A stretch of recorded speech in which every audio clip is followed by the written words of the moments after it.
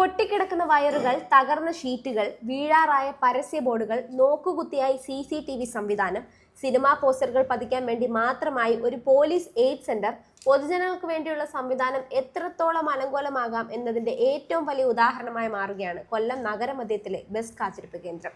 ചിന്നക്കട മണിമേടയുടെ സമീപത്തെ ബസ് കാത്തിരിപ്പ് കേന്ദ്രമാണ് അറ്റകുറ്റപ്പണികളുടെ അഭാവം മൂലം തകർച്ചയുടെ പടിവാതിൽക്കൽ നിൽക്കുന്നത്.